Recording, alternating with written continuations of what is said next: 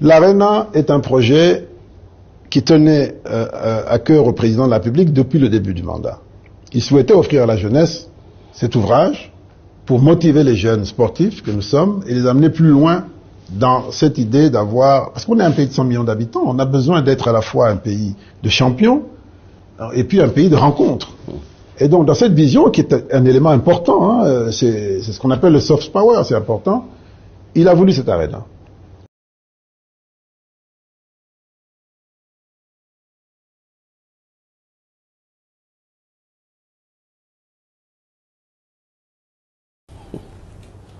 Finalement, on finit cette étape et à un moment donné, un jour, on est en train d'évaluer le projet centre financier, centre de conférence.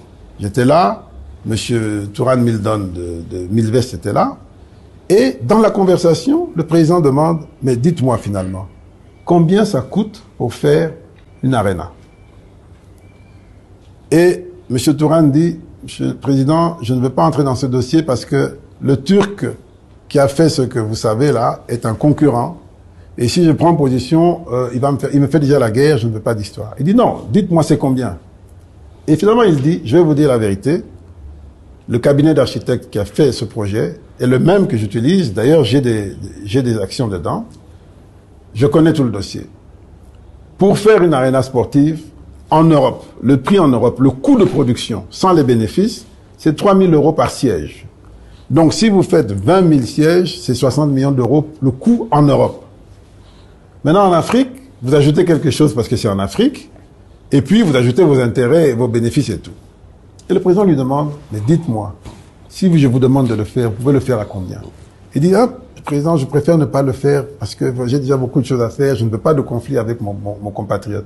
Il dit, je suis le président de la République, si c'est à vous de le faire, puisque l'autre est défaillant, vous le ferez à combien? Et finalement, il dit, entre 100 et 110, en tout cas pas plus de 120. Et le président qui dit, bon, si c'est comme ça, faut revoir avec, il me demande de revoir avec mes collègues comment faire pour que lui prenne le dossier. Et il me dit même de notifier à l'autre qu'on ne pourra pas, on ne sera pas en mesure de payer puisque à cause de ces discordances sur le prix. J'ai écrit la lettre à l'autre, le dossier tombe. Et finalement, M. Milvest nous refait un devis et il tombe à 103,9 millions. Mettons 104 millions de dollars. Il dit voilà le prix pour faire l'Arena. C'est comme ça que on est allé sur l'Arena avec M. Milvest. Mais pourquoi il y a interruption de...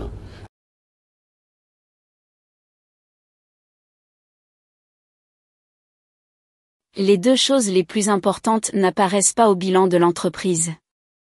Sa réputation et ses hommes. Henry Ford.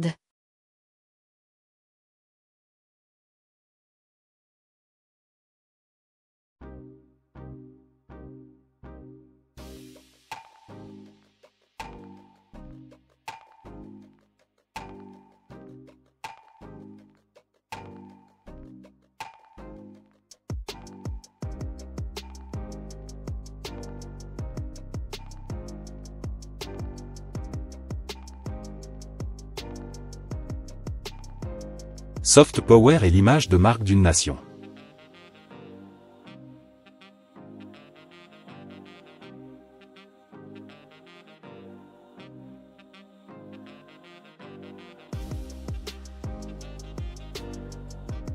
Le soft power du Zaïre imposait le respect à travers le monde. Parlons de cet événement qui a lieu au Zaïre en 1974, le combat du siècle Ali Foreman qui a fait de Kinshasa pour un moment la capitale du monde entier. Tous les projecteurs du monde entier étaient braqués sur le pays de Lumumba et de Mobutu. La couverture médiatique de ce combat est importante pour comprendre la diffusion du panafricanisme. L'hebdomadaire panafricaniste Jeune Afrique couvre tout du combat, tout comme le journal de Côte d'Ivoire Fraternité Matin.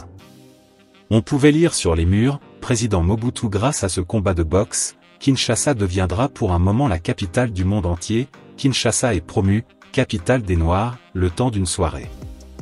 Mohamed Ali s'inspire des dires de Marcus Garvey et de William Dubois sur cette idée d'un nationalisme noir et d'un retour aux racines africaines. Il se dit « africain » et, dans ce contexte, s'il était le gentil, le méchant était forcément Foreman. Le grand George Foreman, ne sachant pas que le chien était associé au régime colonial, avait amené son animal de compagnie. Le promoteur Don King établira dans le cadre du combat de grandes festivités autour des arts des diasporas africaines. Des noms comme James Brown, B.B. King et Lloyd Price sont chargés de propager la fierté noire. L'Amérique latine s'invite aussi avec Celia Cruz, qui revendique un lien très fort avec son afro-cubanité. Pour compléter cette liste d'artistes ayant contribué aux soirées d'avant-combat, on compte Miriam Makeba et Hugh Masekela, tous deux exilés d'Afrique du Sud et actifs contre l'apartheid.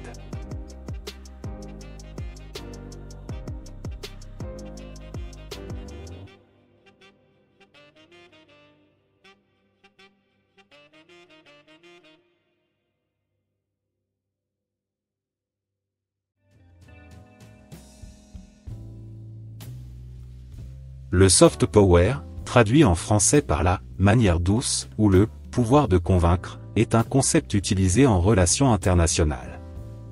Développé par le professeur américain Joseph Nye, il a été repris par de nombreux dirigeants politiques.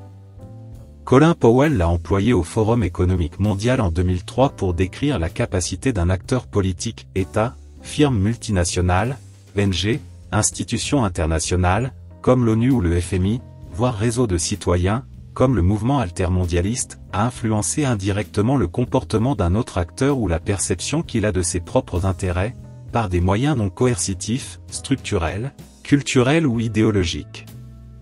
L'image de marque de la nation est un domaine en développement dans lequel les chercheurs poursuivent leur recherche d'un cadre théorique unifié.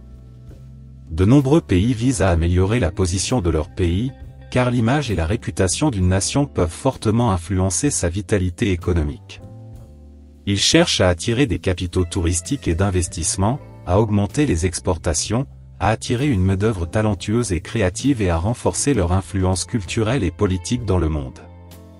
Les différentes façons dont cette nation projette son image nationale comprennent l'exportation, l'investissement direct étranger et le tourisme.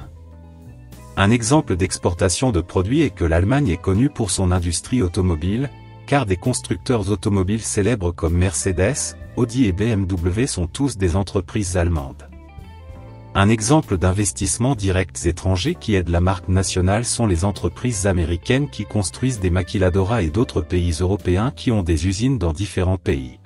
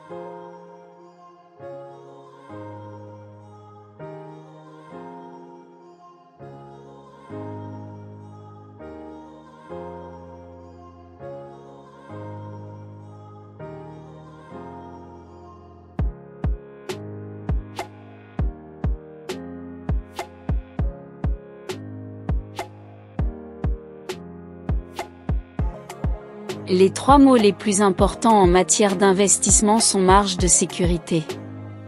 Warren Buffett.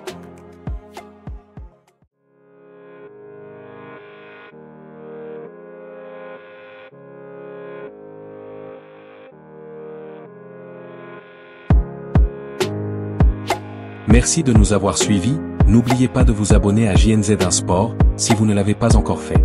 Portez-vous bien, au revoir.